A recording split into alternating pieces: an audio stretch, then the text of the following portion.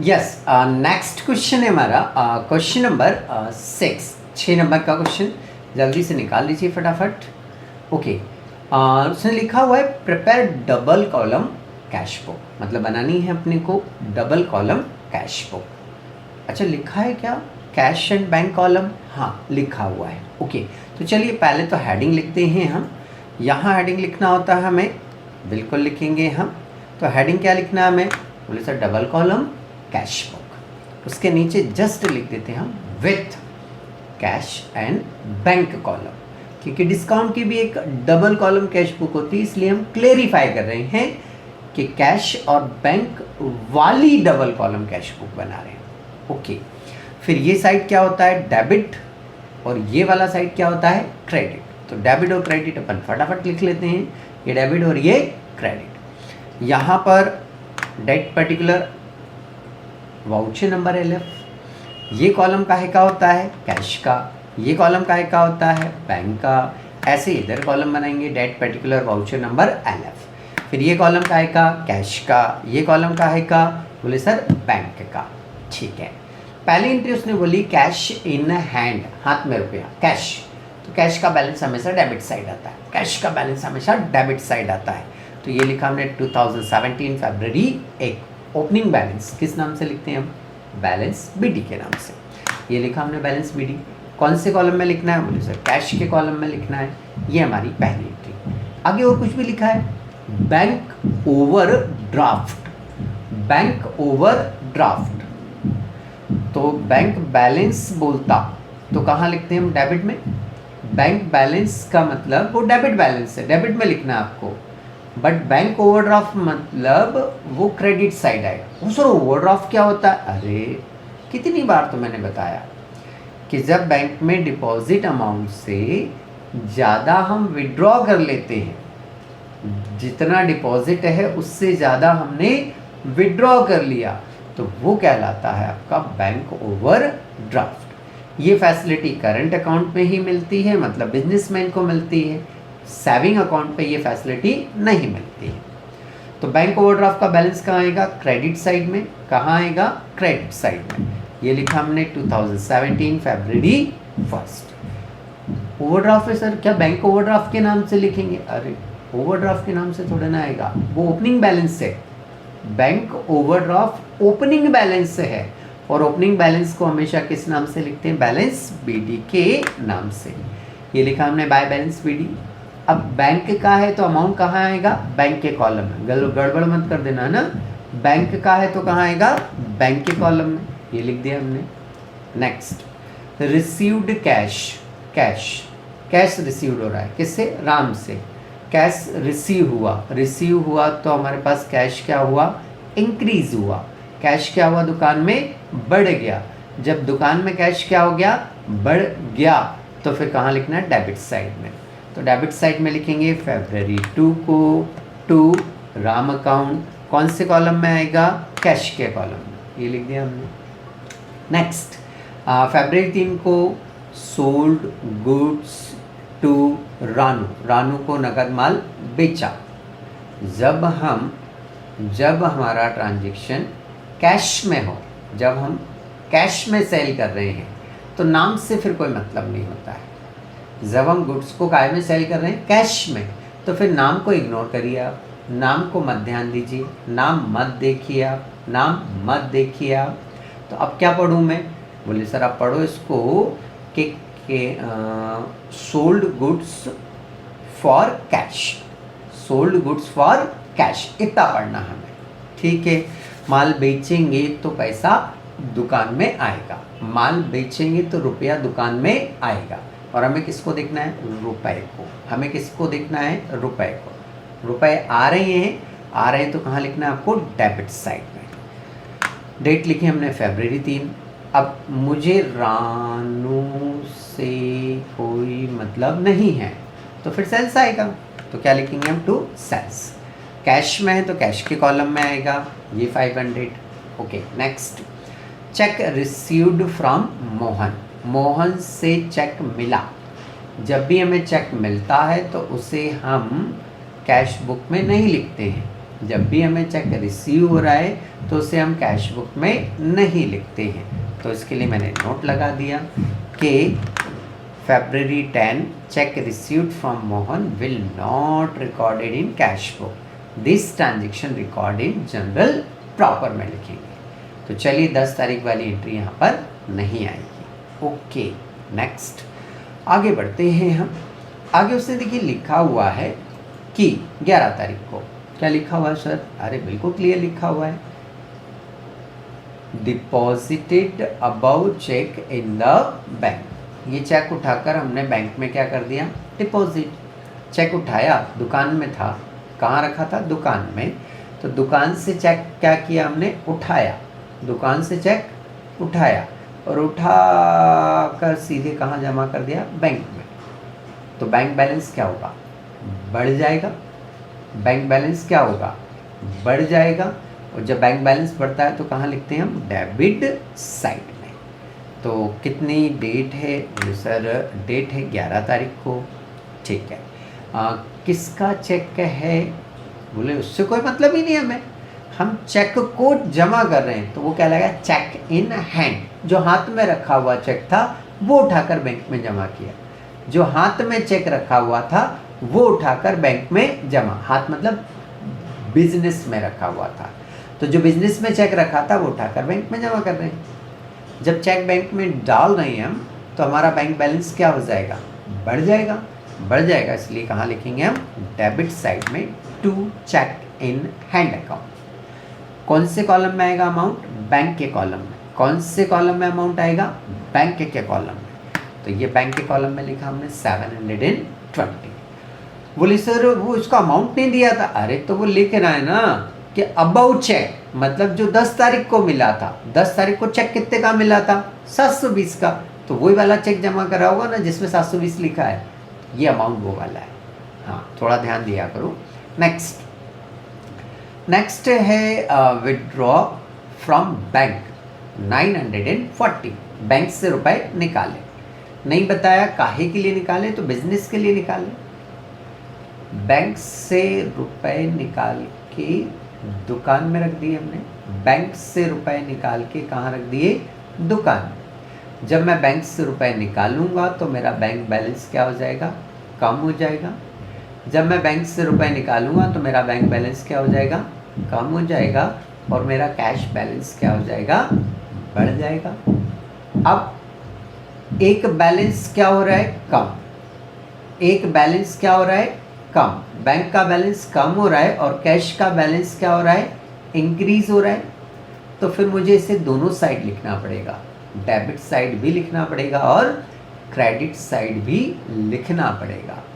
जब मैं एक एंट्री को दोनों साइड लिखता हूँ तो उसे कहते हैं कॉन्ट्रा एंट्री। क्या बोलते हैं उसे? Contra entry.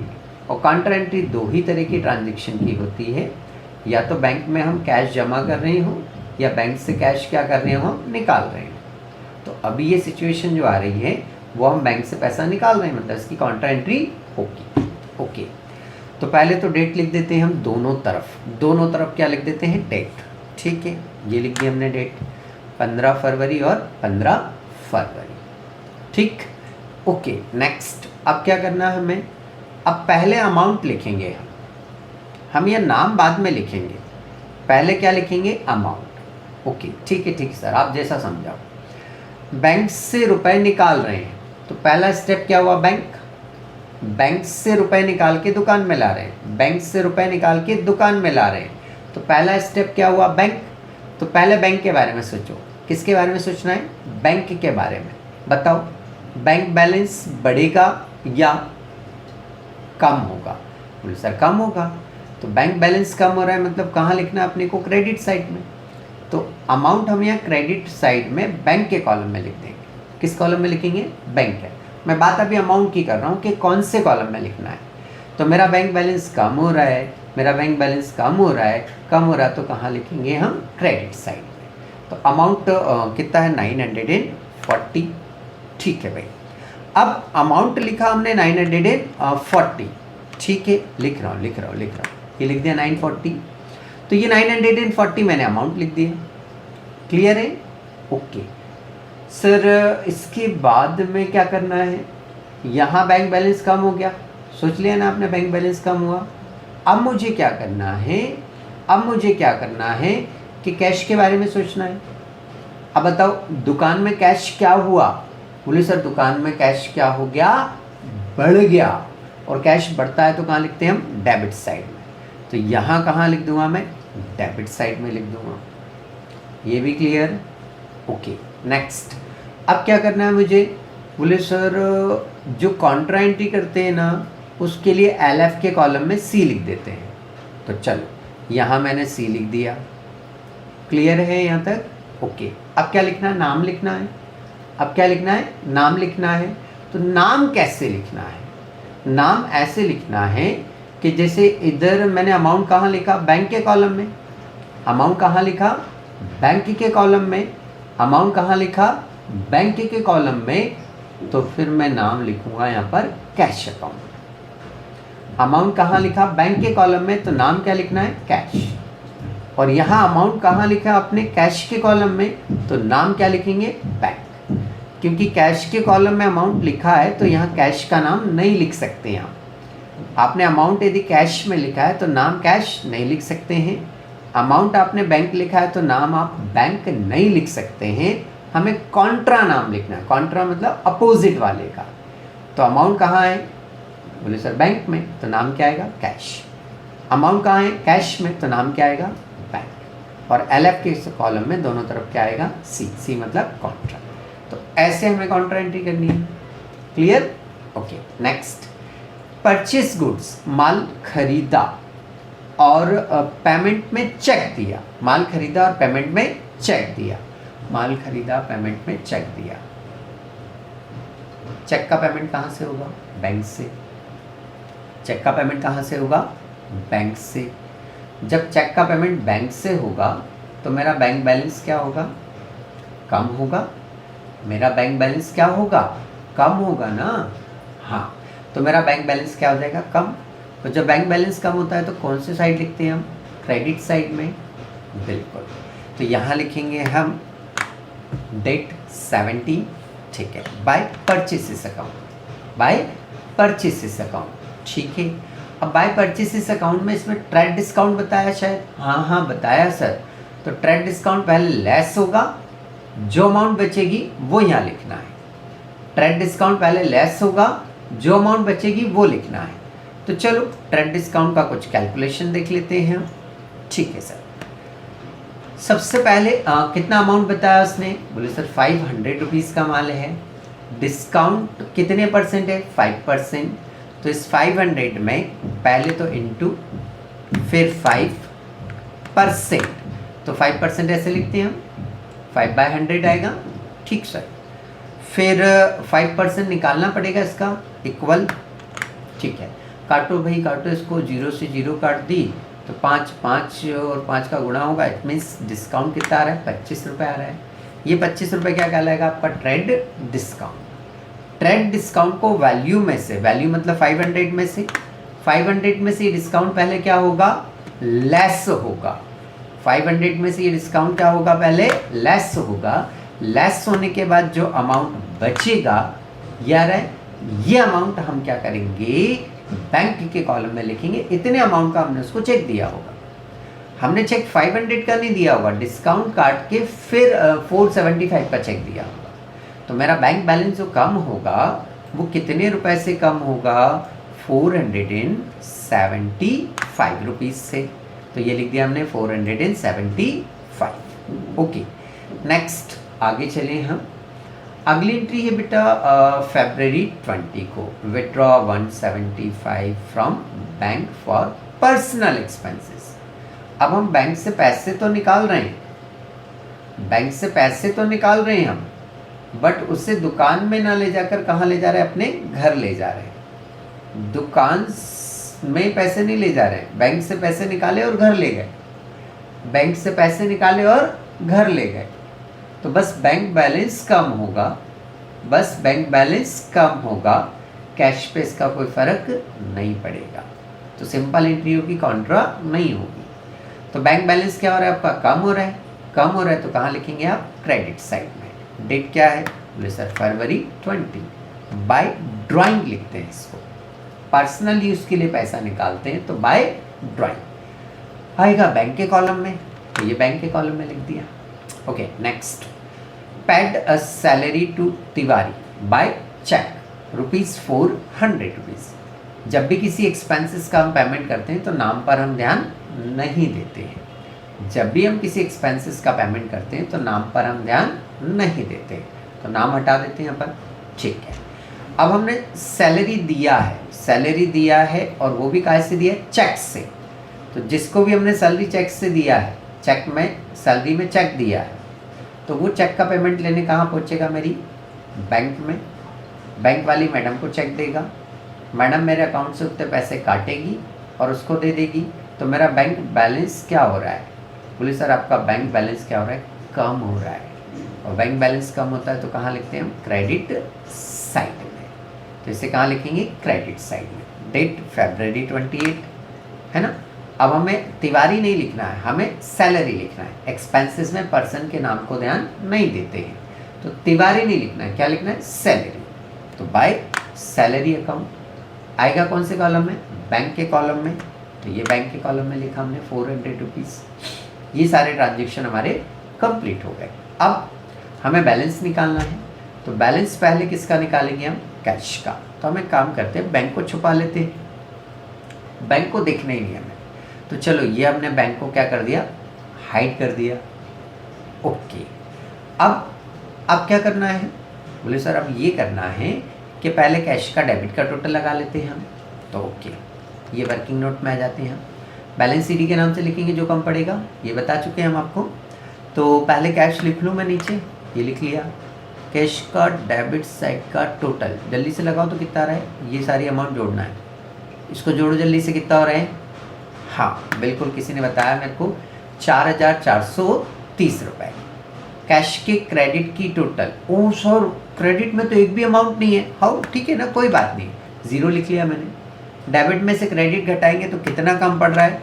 4,430, 4,430 रुपीज़। तो ये जो कम पड़ रहा है वो यहाँ आ जाएगा 4,430। दोनों साइड की टोटल क्या हो जाएगी? बराबर हो जाएगी। डेबिट की 4,430 है और अब क्रेडिट की भी कितनी हो जाएगी? 4,430। हो गया कैश का। अब हम बैलेंस किसका निकालेंगे? बैंक का।